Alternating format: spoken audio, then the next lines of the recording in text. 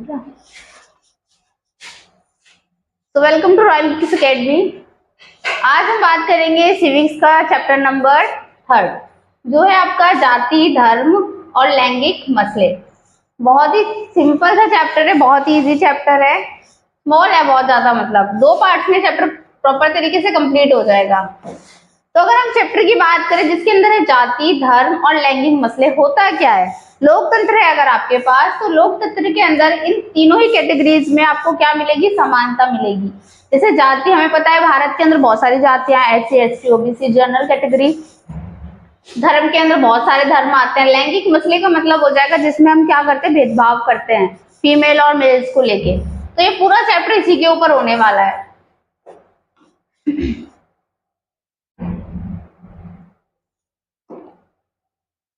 तो जैसे इसके अंदर लिखा हुआ है, सबसे पहला टॉपिक है हमारा लैंगिक विभाजन। लैंगिक विभाजन होता क्या है?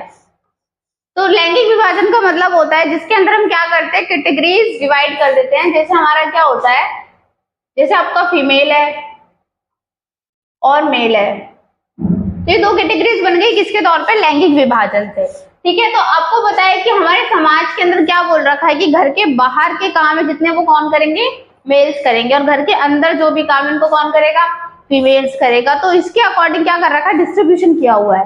ठीक है, अगर फीमेल बाई चांस कहीं बाहर का भी काम कर रही है तो कंपलसरी क्या है कि घर का काम कौन करेगी, फीमेल।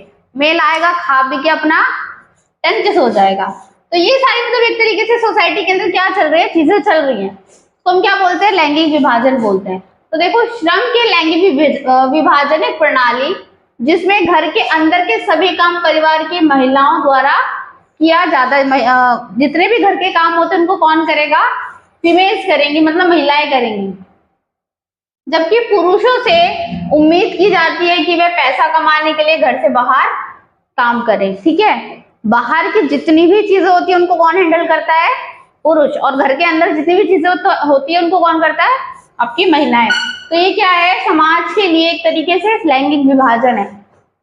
ये अवधारणा है कि जैविक विज्ञान पर आधारित नहीं है बल्कि सामाजिक अपेक्षाओं और रूढ़िवादियों पर आधारित है। अगर हम बात करें रूढ़िवादी का मतलब क्या होता है, जो लोग पुरानी सोच के होते हैं। ठीक है, जैसे अगर हमारे घर के अंदर हम देखें कौन होते हैं, दादा होते हैं, दादी होती है, उनकी थोड़ी मेंटेलिटी कैसी है, ओल्ड है। वो बदलाव चाहते भी हैं लेकिन बहुत लास्ट मोमेंट में आके एक्सेप्ट करते हैं कि ठीक है अब हम क्या कर सकते हैं, बदलाव कर सकते हैं।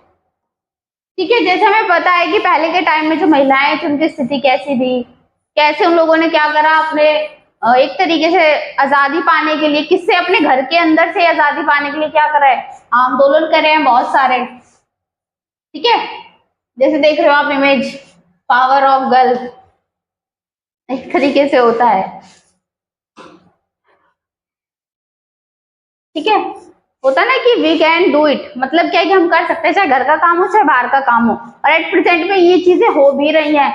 महिलाएं क्या करती हैं, बाहर का काम तो करती ही हैं और घर का काम भी क्या करती हैं, आके करती है, घर भी संभालती है, मतलब बाहर की चीजें भी करती है। ठीक, फिर आपका नस्लवादी आंदोलन, ये क्या है देखेंगे, सामाजिक आंदोलनों का उद्देश्य पुरुष महिलाओं के बीच समानता स्थापित करना है।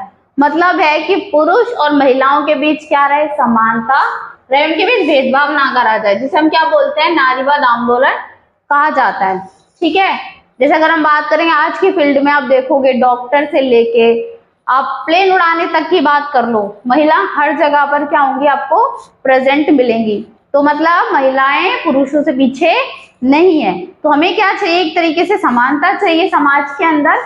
इसी वजह से क्या हुआ है, नारीवाद आंदोलन। ठीक है, 2 नंबर के क्वेश्चन में आता है ये कि नारीवाद आंदोलन क्या होता है।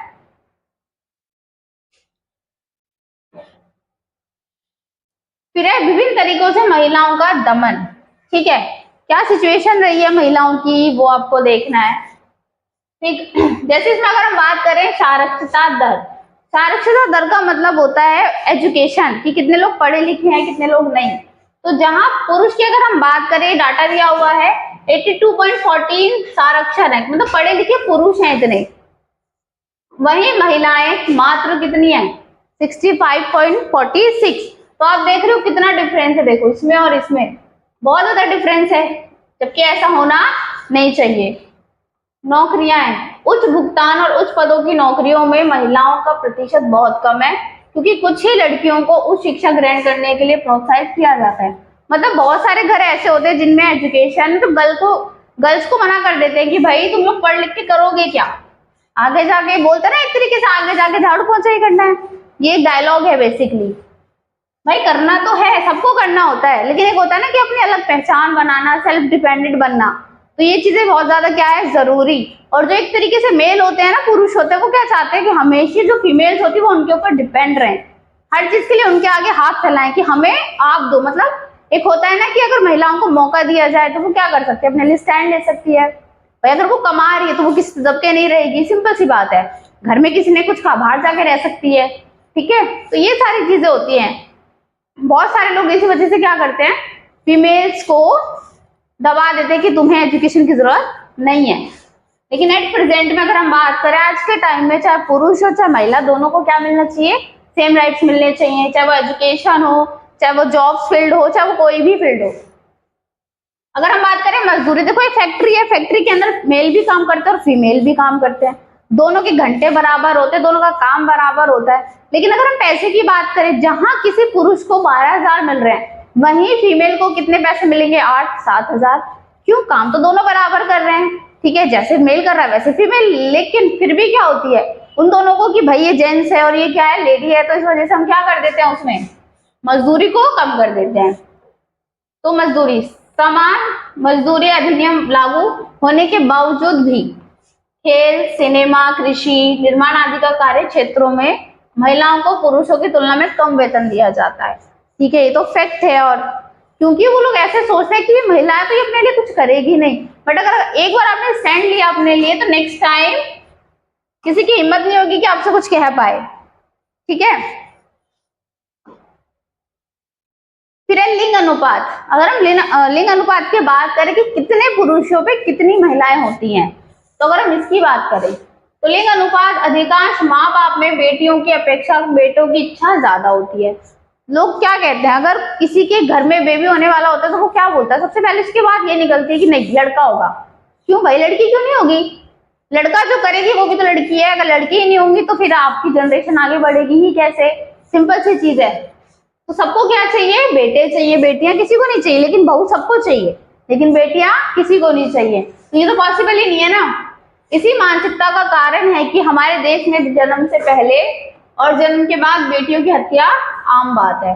देखते रहो, आए दिन न्यूज में आता है, किसी ने अपनी दो दिन की बच्ची फेंक दी, ठीक है, किसी ने 1 महीने की बच्ची फेंक दी, कोई माँ बच्चे को हॉस्पिटल में ही छोड़ के चली गई। तो ये सारे क्या होते हैं, बहुत सारे रीजंस हैं जिसके कारण लिंग अनुपात पर प्रतिकूल असर पड़ रहा है। जैसे अगर हम बात करें 1000 पुरुषों पर कितनी महिलाएं हैं, 800। भाई ये जो 1000 पुरुष है क्या बिना शादी के रहेंगे, इनको भी तो लड़कियां चाहिए, लेकिन जब लड़कियां ही नहीं होंगी तो शादी किससे करोगे, सिंपल सी बात है। तो दोनों का ये अनुपात कैसा होना चाहिए, इक्वल होना चाहिए, ठीक है। पहले के टाइम में हम देखते थे कि क्या होता था, भ्रूण हत्या कर देते थे, ठीक है, पहले ही सोनोग्राफी करा के चेक कर लेते थे लड़का है लड़की है, उसको तभी मार देते थे। तो ये सारी चीजें एट प्रेजेंट में क्या है, गैर कानूनी है। सामाजिक बुराई, विशेष रूप से शहरी क्षेत्र महिलाओं के लिए सुरक्षित नहीं है, ये तो हम सबको पता है। दिल्ली जैसे क्षेत्र हो गए और भी बहुत बड़े बड़े, तो वहां पे जो गर्ल्स हैं वो सेफ नहीं है, ठीक है। छेड़खानी, दहेज उत्पीड़न और यौन उत्पीड़न आम बात है। रेप केसेस इतने हो रहे हैं, दहेज के लिए लड़कियों को जलाया जा रहा है, ठीक है, मान के चलो तेजाब फेंक देते हैं लड़कियों के ऊपर। तो बहुत सारी चीजें समाज के अंदर क्या हो रही है, फैलती जा रही है, जो किसको हार्म करती है, गर्ल्स को बहुत ज्यादा इफेक्टेबल डालती है सीधी सीधी। तो इसके लिए क्या करना चाहिए, गवर्नमेंट को बहुत सॉलिड क्या बनाने चाहिए, कानून बनाने चाहिए, ताकि सभी गर्ल्स क्या सेफ फील कर सके, सेफ फील कर सके। भारत में महिलाओं का राजनीतिक प्रतिनिधित्व बहुत कम है। भागीदारी राजनीति में अभी भी महिलाओं का प्रतिनिधित्व विधानसभा में 5% और लोकसभा में 12% से कम है, ठीक है। लेकिन वही एट प्रेजेंट में इतना धीरे धीरे हो जाएगा।